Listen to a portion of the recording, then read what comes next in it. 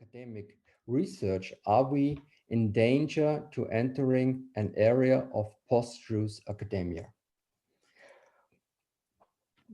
Has anything really changed? Are the relationship between political and corporate interests and academic become more blurred, or do we just have more of a view into a dynamic that has always existed? So this would be the first question of the roundtable. Does anybody like to start with this question? I can do that if you want, given that I do a lot of history of science in my daily research. So I guess there's a sense in which the relationship hasn't changed, in the sense that science has always been part of politics and has always been incorporated into the world of politics. I think the most obvious blatant example of this is the whole field that now is defined as science diplomacy. So the idea that joint collaborations or international collaborations in science are very often bridged between different political systems, and they've served political means. Certainly during the Cold War, we've seen that many times. I mean, obviously, things like Los Alamos and the Manhattan Project are another demonstration of scientists sometimes having very strong views on what needs to happen at the political level, and the political world sort of using the results of science. I think this has been the case throughout the history of science, really. I guess what is more worrying at this point in time is seeing, and I think is part of the more general polarization that we're seeing in the world generally, between different and dichotomous positions that keep being proposed. And in the COVID emergency, this has transformed into a question around whether to shut down cities and go into lockdowns or not. And in that context, we have seen many researchers being dragged into almost a caricature of what scientific advice is supposed to be.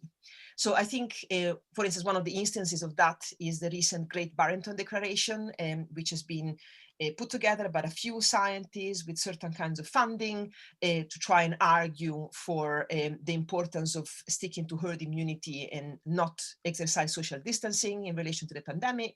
And this was immediately followed by the John Snow Declaration, which was a very big group of scientists resisting that position and arguing for the opposite. I think in all of those manifestations, what we're seeing is a polarization of scientific positions in a discourse that really is not scientific, because it's not about fallibility and about the uncertainty that always underpins a scientific research, but it's about trying to assert what the ultimate truth is. I think whenever science is pushed into that kind of box, we have problems, because that's not really what science do. Science provides empirical ground to make decisions and to think about potential implications and to make political calls, but science in itself is not enough to then immediately give a political decision. Thank you. I think that's very important to see that science is not the same. It's a base for decision making, but it's not the decision itself, and it's not that to drive it more as this is the reason why we make the decision. It's a foundation, I think. Maybe Stefan, do you want to add something to this from a perspective? Thank you for this very precise words, because I think whenever politics come into the play, the freedom of science and research ends simply. Yeah, and what we are seeing now, and this was very good described by Sabina, is still the possibility of a certain polarization in the system. COVID-19 was maybe a bad example for this, because we all know that the scientific level in Europe and all over the world is relatively high when it comes to virology and life science with this special applications. But politics react completely different from what the scientific community was communicating from time to time. But let's face to another thing. I think that the influence of politics on the freedom of research, so to say, or better, the definition of this new freedom of research, which is, I think, is the new term, the all-over term of open science, is the crucial point, because we all see how big the big influence of the term open science, or this umbrella word for many things related to open access and to open data and so on, is now on the political agenda. We also see this, it's from UNESCO to the European Commission to the member states of the European Union, and even China is using the terminology and is working very hard on the participation to the process at the moment. So we see there is something going on with the scientific world. And on the other hand, there's a lot of things going on with the political level. So my personal opinion is that this has something to do with, a lot to do with the way we are dealing and working with scientific knowledge and scientific data at the moment. So scientific data, the value of scientific data is the main issue, I guess. And there's something like a combat, an international combat about scientific data at the moment, because even politicians realized that scientific data have a value. And whenever the value comes into place, yeah, we know what happens. The commercialization is not far away, and all the ideas how to use this scientific data. And this is a process which is not favored by the scientific community itself, because I'm speaking from my own. I was a scientist a couple of years ago. No, the scientists are hardly interested in all these processes. They want to work, they want to have a certain freedom and the environment to give their impetus. And yes, I think that's the main problem we are facing at the moment. And to come to your question, the dynamics which is behind all these processes, it existed 100 years ago as well as it does now at the moment, but there's a small difference. I think there is a change in generations, and when it comes to scientific data and the use of the data and the let's say the overall perspective of opening all this data, this is something which differs the generations, because there's still some old dinosaurs believing that the system should be kept as it is when it comes to publications, when it comes to the degree of openness and so on. And then there's a younger generation which is completely different from these old dinosaurs, because most of these younger scientists and young people, the not living in this old world of the principles of publishing and perishing. Yeah. So there will be a change in the near future, and we will have a different kind of a system in a couple of years. So I guess. Thank you, Stefan. So you believe that there will be a change with all the open, and also that politics see the value of data and see that's important to open it. What do you think, Lily, from the perspective of the Open Knowledge Foundation? Yeah, first of all, I want to say it was really interesting to hear from Sabina. I think it's so interesting to have that history of science aspect. But I want to touch on two things that Stefan said. One, that the generations are changing and that I agree with you that I do think this is a change that's happening, and that it's very positive in that sense. But the other thing was to talk about science being political. I think that science cannot be separated from politics, and that scientists, you know, we're doing science, we don't really think about the political impact of the science that we're doing, but maybe we need to start thinking about that because it really can't be separated. So those are my very quick points. Thank you. And Glenn, do you can also observe this change, or do you think it's more or less the same what's happened over the years? No, I definitely agree with the previous speakers. I think that openness is clearly a major new trend that's been rising over the last 20 years.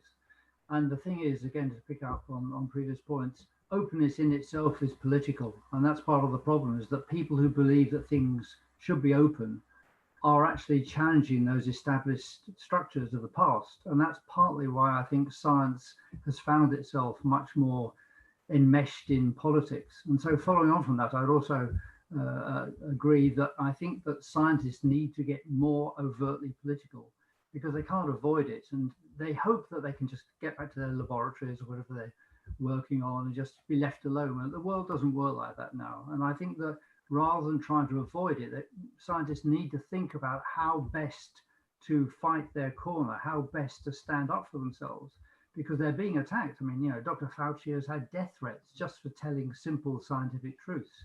And you can't just pretend that's not there. You've got to find a way to address that. And I think scientists need to have a conversation about the best way to represent themselves and to actually stand up for what they believe in. Mm. It's a good point. Yes, it's very important, and it's true that politics and science they come together, and openness is very political, and it's also a driver. To see it also from a different perspective now, the question is now about the peer review. Is the existing system of peer review sophisticated in the academic research environments that increasingly dependent of outside funding? So maybe from the funding perspective, Stefan, you can say something about this peer reviewing and the need of funding. Yes and no, because we're not. We know about the system. I mean, I was raised in my scientific career with the system of peer reviewing and how it still works at the moment. Also with the eye on the funding you want to get from your funding agency or from the ministry or whatever, or the company. Yes, this I would say personally, this is part of the old system, and the peer review itself is not the problem, but it's a matter of organization, or how is it organized.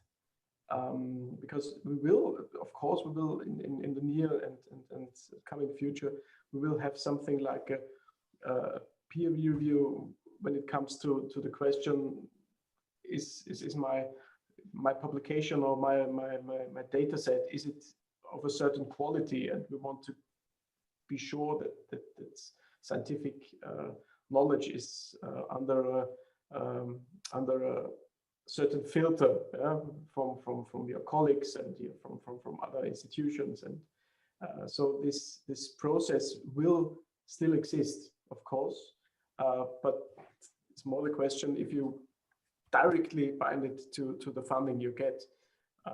So I would say yes, peer reviews are necessary, and they also part of the quality assurance of our scientific work. But on the other hand, it's not necessary, because when I look at, for example, all the processes which work at the ministry, and the ministries in Europe are the main funders of the universities and of the main research infrastructures in Europe. peer reviewing is located more on the side of the scientists and not on the funding schemes. Yeah, I can give you some good examples of big European research infrastructures where you have to apply for your, let's say, beam time or your experiments, and there's a lot of peer reviewing in front of all these experiments. Afterwards, when you have your data, you have again for your publications a reviewing process, but this is all done by the scientific community itself. Yeah, it's not something I want to influence as a funder. Yeah, but we know exactly that those who can show that the scientific output and work is of a certain quality are, of course, getting more support also from the funders at the end. Mm. So Sabine, do you see it in a similar way? That's more inside of the academic, not from the funding side? Yeah, well, I think I would encourage funders to be a little bit more upfront about what is going on in the peer reviewing world, partly because, I mean, I think it's now widely recognized that one of the key issues with current peer review, as Stefan was correctly saying, is not so much about peer review itself, but it's about the system in which it's situated. And one of the key problems with the system is the lack of incentives. So we don't have proper incentives and retribution for work which is basically community service now within the scientific world. I mean, for us researchers, we do a lot of refereeing, but it's invisible work. And in fact, I mean, I'm an editor of a journal. I can see now huge issues in getting reviewers for papers because everybody's in a crisis due to the pandemic, and this kind of work does not reward it, is not visible in any way, doesn't help you to get a job or anything like that. That basically is the first thing that goes. Mm-hmm. So the scientific quality system, the system that guarantees that scientific results are of a decent quality, is based on volunteering work, which is not acknowledged in any way by scientific institutions. This has to change. And it is even more important that it changes in relation maybe less to the publication of papers, but to other aspects of science and of open science, like, for instance, open data. So not only we don't have any incentive for researchers to curate their data properly, to make them usable, to invest labor into actually making sure that that's the case, we have even less incentives for referees to evaluate things like data quality, which is actually very time consuming.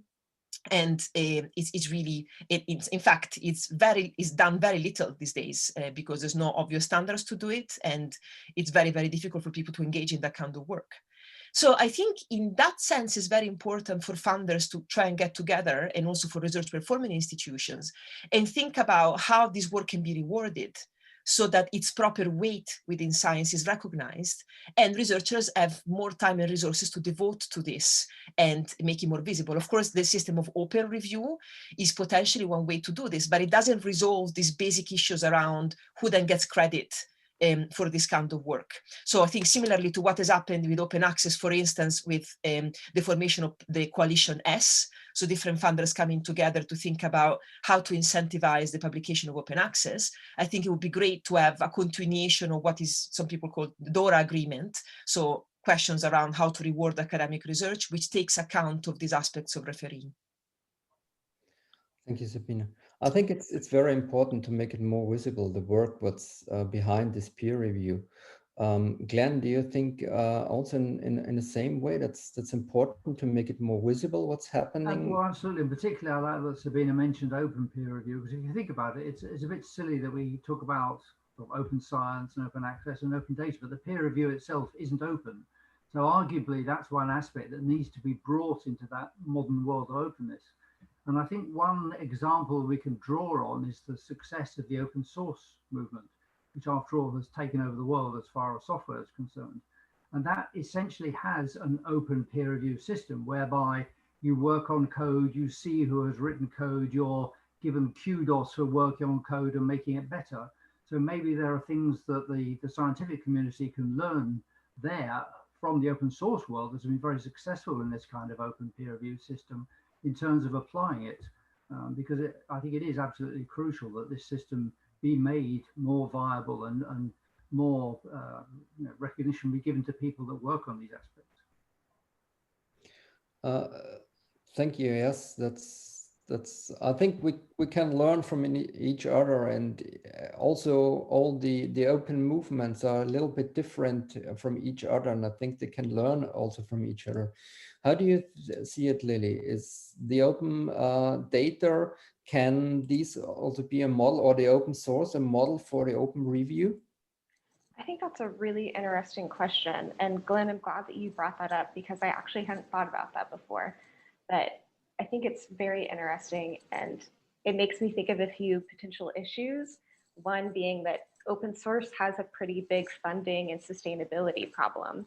So I'm not sure that it would be the best model to try and emanate from a funding perspective, but I do think it could be very informative. And I just want to say I agree with the previous speakers that we should absolutely be giving incentives to researchers for doing these invisible works like reviewing papers. The other issue that open source has is with diversity. And that's partially, again, due to funding and incentives. Like the people that can work on open source typically do it voluntarily, and those are certain types of people.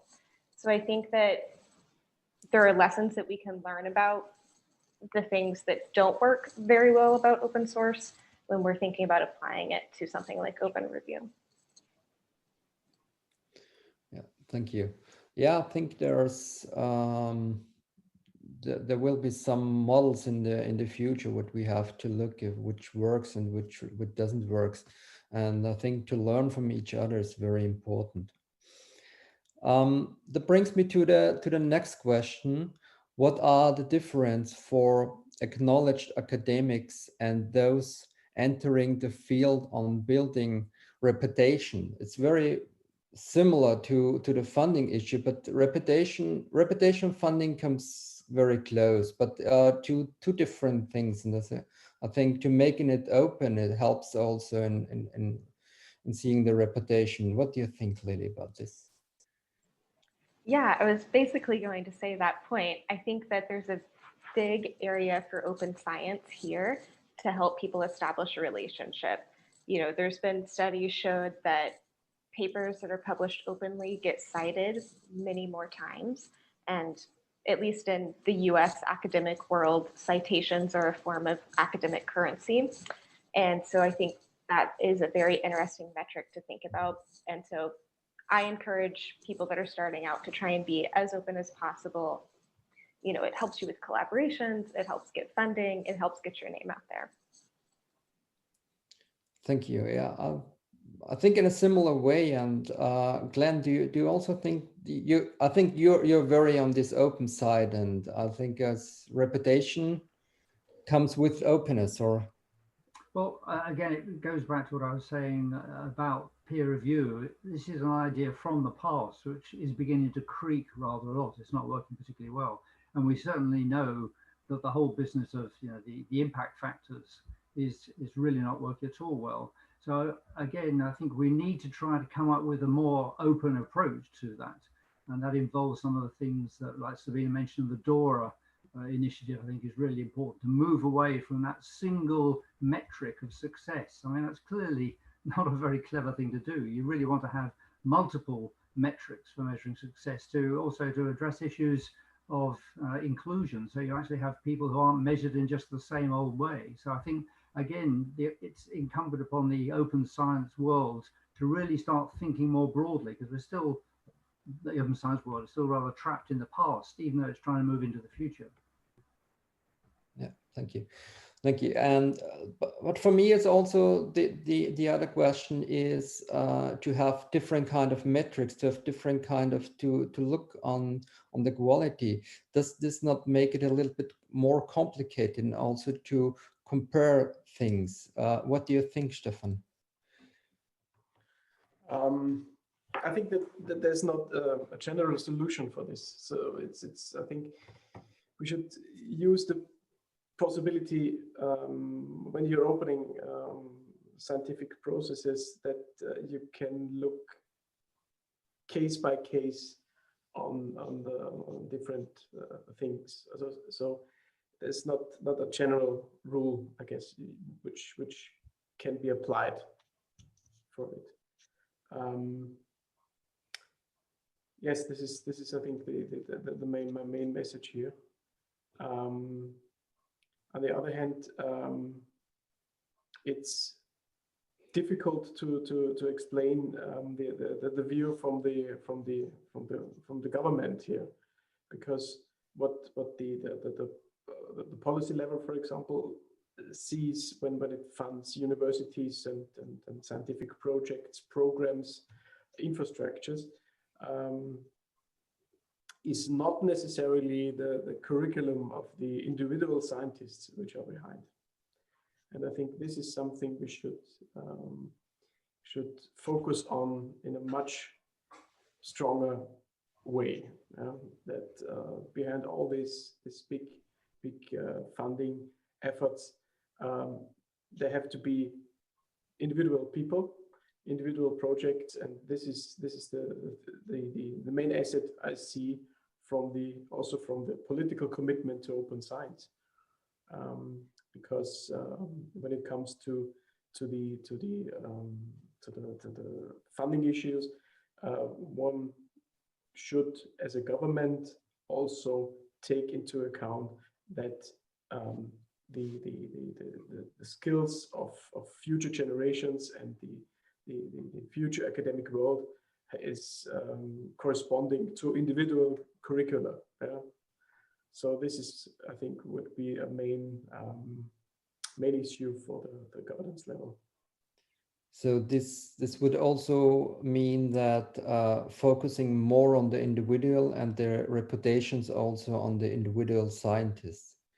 Exactly, because we have a lot of bad examples where individual scientists were hyped by governments, and you have this all over the world. And not only because they're so excellent, but they were defined as the big stars. They turned out to be the main players, but scientifically seen, when you ask a bit around internationally, they were not the best people in the world. So it's also reputation is sometimes also spoiled by politics. And this is something I would suggest has to be avoided. What do you think, Sabina, from your perspective in openness and reputations? Does this help to focus more on the individual researcher and not this big boom? I call it now the big boom researchers. Well, I think there is also a problem in thinking about researchers made up of lots and lots of individuals. Of course, this is irrelevant, but really, when we're thinking about research, we really should be thinking first and foremost about different communities, which need to operate with each other, that need to collaborate. I mean, in the end, the strength of science, what makes it different from other activities of knowledge production, I think, is the level of collaboration and reciprocal scrutiny. And this can only happen when we have functioning communities where people devote time to serve that community. And that is exactly why there are problems with a system that doesn't incentivize that. So I couldn't agree more with Glenn on the failure of the impact factor, for instance, in fostering these kinds of community behavior. This basically means that scientists invest less and less time in actually scrutinizing each other's work and communicating about what they do. And there is less and less attention to the extent to which many of our biggest scientific breakthrough don't come through the word of one Nobel Prize winner, but come through the word of very big networks of international collaboration that span hundreds of individuals. So this raises a big question, of course, for governance, because one of the things that it raises is that, in fact, it's very, very difficult to have quantitative metrics that allow you to assess the level of collaboration and the quality of the resulting work in any obvious comparable sense. We did a lot of exercises on this. I mean, I was involved in a couple set up by the European Commission, and every time the question was asked after consulting many experts, the conclusion was actually quantitative metrics are almost intrinsically problematic here, because there are qualitative aspects of assessing research work that need to be taken into account. At the other end, if one goes with a mostly qualitative system, this is extremely time and labor and resource consuming. And that also creates problems. So I think a good example of that is the assessment exercise that we do in the UK, which is called now the Research Excellence Framework, which happens every 6 years or so, where the government brings together groups of peer reviewers to try and have a qualitative sense of the type of research that universities produce. And this is an immense exercise that takes enormous amount of work and administration from all the universities. And there's questions here too about whether that's the best way to do this and whether that's worthwhile. So I think there's no obvious great solution, unfortunately, here. I think this is one of the main problems we have now in science governance. So that brings me to the next question you raised, and the current situation. What do you think about, when we're talking about also quality, what do you think about the reproducibility? How it looks like at the moment, Sabina? So in my work on reproducibility, what I've done as a philosopher of science, I've looked at how different communities of researchers interpret that notion. And for me, one of the important things to note, even just at the start of any discussion on reproducibility, is not the fact that that notion actually means very, very different things, depending on the researchers that are adopting it, the methods that they use, the conditions under which they do research, whether they're control conditions, for instance, or not, the kind of materials they work on. For instance, people who work on biological materials will have a very, very different situation from people who work on non-organic material, and also the extent to which their work is automated or subject to statistical or computational treatment. So depending on that, the notion of reproducibility will change enormously. And I think on one end of the spectrum, we have things like computational reproducibility, the kind of thing that you do in computer science, where you create, by definition, artificial automated systems. So you want your system to be fully reproducible in a very straightforward sense. You want your program to keep giving you exactly the same result in the same way. And that is a mark of its quality. And on the other end of the spectrum, you see social sciences, for instance, qualitative social sciences, where the emphasis is not so much on whether you can reproduce your research. Most times, reproducing results of research would just not be a very good mark of quality, because what you're operating into, the target of your research, the situation in which you're operating will be changing all the time. So almost by definition, you will not be reproducing the same results. What you want to reproduce is a certain kind of expertise. You want to guarantee that the people that go into the field, for instance, have similar level of skills and expertise and knowledge, so that their judgment and their work in that field is reliable. So I think that's important, because there's a way in which sometimes this discussion of reproducibility is almost seen as a great, silver bullet, like the great solution for all the problems of science. As long as we get all the scientists to be able to reproduce their research, we're sorted. That's a great mark of quality. And I think once one takes into account the different meanings that reproducibility takes in different communities, that also turns out to be a much more complex situation than one may suspect. Mm. Yeah, I think it's very different from when you look in different communities. I totally agree with this. Lily, what do you think about reproducibility, or also the situation of open science, data archiving, metadata? So I think you have a really good insight of this. Yeah, I first want to kind of follow up on what Sabina was saying, which I think is spot on, but also thinking about how different communities are more easily fallible, I guess you would say, for reproducibility, like psychology. Psychology has, maybe been the most famous or infamous for reproducibility issues. And I really think that's because there's so many factors that play into that. There's so many variables that are harder to control, as opposed to in maybe purely computational biology. So I do think that's really interesting to think about the different definitions of reproducibility and how they change from field to field. Besides that, I do think that reproducibility is super important. I wish it was a silver bullet. I think that, I do think it's very important and will solve some problems, but agree with Sabina that it's not a silver bullet. So I like to break down reproducibility into like the methods and the metadata and the data behind an experiment. And even what Sabina was saying, like teaching people how to do an experiment, I think is very important. So, you know, your research won't be reproducible if you don't have good metadata, if you aren't describing what you did when you're doing an experiment. You know, when I was doing research, frequently we would get methods from, you know, published research or from a different lab, and there would be steps missing. And that's the only information you have to follow to try and repeat that experiment. And it's very frustrating experience when you're following, you know, the step-by-step instructions that were published and you aren't getting the same results as a different lab. And in my experience, researchers are kind of like, it happens. You know, that's just how science works. People publish incomplete methods. When they publish their data, they don't describe their metadata necessarily. And I like to think it's not because researchers are doing this out of malice.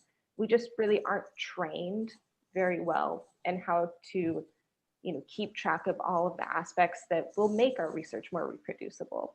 And it's difficult to publish it. You know, papers aren't set up, manuscripts aren't set up to accept a lot of raw data or a lot of metadata about the data. That information often gets edited out or shoved in the supplemental files. So I think there's a really broad area here that we can improve upon. And I think we are improving upon it. And I'll let somebody else talk now. Thank you. Glenn, what do you think the status of open science and data archive metadata? Okay, perhaps if I could just pick up on some of the reproducibility issues. I mean, it's clear there are problems with reproducibility. So I'd like to take a different viewpoint and say, again, building on some of the things that people say, like Lily, that maybe we should instead focus on all of those other things like the data, the metadata, the methods, and rather than seeing those as something that leads to reproducibility, as things that are in themselves extremely valuable. And that even if you can't reproduce an experiment, you may still be able to reuse data or combine it with other data. There may be interesting things in the metadata. So rather than taking, again, this rather old-fashioned blinkered view of what reproducibility should be showing us or why it's important, let's broaden it out and say, well, never mind about that. What other things can we do with all this fantastic data? And again, that comes down to the openness of that data, the openness of the metadata, and really sharing as much as possible. Thank you. And Stefan, from the perspective of the ministry, so you said before that openness is also very political, and you in favor for openness. What do you see the status of open science and data archive, metadata reproducibility? I think it's when on the governmental level, when you look at the research infrastructures that you are funding, for example, in Austria or in Germany or Italy, you see that there is, and this is a process which is not very old. It's a very young process where we had the possibility to view on all these infrastructures we are funding in Europe, for example. And most of the governments, they came to the conclusion that there is a lot of duplication going on. But this is something which happens in the past. And nowadays, you exactly know in specific fields where there's a big need of new infrastructures and others which are kept because they are unique and so on. In relation to the processed data sets and in relation to the metadata that are present in repositories and in archives. So it is a big issue, yeah, absolutely. And it is a big issue because the governments tend to quantify all these investments. And when you quantify it, you see, when you open it at the end, you save a lot of money.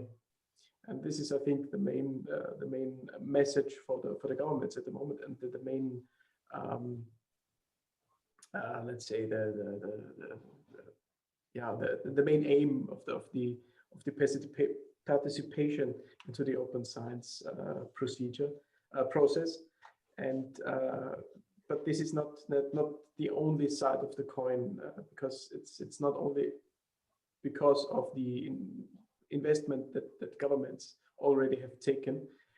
It's also because of the future investments and the fact that when you can save, let's say, simplified, when you can save money on one side, you can invest this money into science and research on other places. Yeah? So I think that the rethinking on the governance level when it comes to the importance of open science and the corresponding open data policy, you immediately see that this also means, from the financial point of view, a catalyzation of science and research processes, and therefore I think it's a very important thing to do. Thank you, Stefan. So we are running out of time for the first roundtable. I would like to ask now, just for a quick statement and around, what do you think are the biggest challenges? Maybe Glenn. As I said, I think the key problem is that openness is fundamentally radical and subversive, and therefore existing structures are always threatened by that. And so picking up on what Stefan said, it's very important to sell the advantages in terms of the efficiency, in terms of saving money, the lack of duplication, and try and get across in a very pragmatic way why openness is so good, and hope that they don't get too hung up on the fact that it's also pretty radical. Thank you. Sabina? So I guess if the question is, what are the key challenges in scientific governance? I mean, I would agree that it's important to think about really what is the motor of scientific exchange. And in that sense, thinking about what openness in science means is absolutely essential. Whether the answer to that question is always to make things more open, I really don't think so. Actually, I think it depends. The answer to that will depend. But I really agree with Glenn that starting from that question of why aren't we thinking about allowing more communication? In which sense are we facilitating scientific exchange? What are we doing to facilitate research collaborations and work that is conducive to that? What are we doing to support infrastructures and venues that will support reciprocal scrutiny and collaboration? I mean, these are the big challenges. And of course, how to evaluate this, which is what we basically discussed mostly in this panel. These are the big questions for scientific governance at the moment. Thank you. What do you think, Stefan? Big challenges? To my opinion, it's the biggest challenge will be, or is at the moment, or are the legal aspects. Because when we look at the whole process of open science, we are defining the scientific freedom again, more or less, in Europe, in the US, even in China, yeah. And here we run into trouble because in Europe we are very strong in regulations. We are very strong in making laws and giving it a legal framework. The big advantage of it is that when we have a legal framework, we have free room for researchers. But when I look at the international perspective, so the scientific exchange is not located geographically in Europe or another country compound or whatever. So it is a term of internationalization. Yeah? And I think this is the biggest challenge. Also to equivalate all the legal frameworks worldwide that the scientific community, which is international per definition, still has an environment for their efforts concerning open science activities. Thank you, Stefan. And Lily, what do you think is the biggest challenges? Yeah, so I'm going to kind of build off of something that Stefan was saying, that I think that a big challenge is making sure that the appropriate people are in the room that are having these discussions. I think that we need to be talking with scientists from around the world and getting their different perspectives to help solve problems. You know, an example is article processing charges fees to publish your articles openly. You know, there are fees that are being designed by people in Europe and the US, and they're, you know, a few $1,000s, and scientists can pay for that. But researchers in the global south, that is a huge chunk of their budget to pay for that. So I think it's very important that we are listening to researchers from around the world and getting their perspective when we're making these decisions that impact open science, to make sure that they work for researchers everywhere. Thank you very much to everybody. It was a great discussion on the roundtable, and I'm looking forward for the second roundtable. Thank you.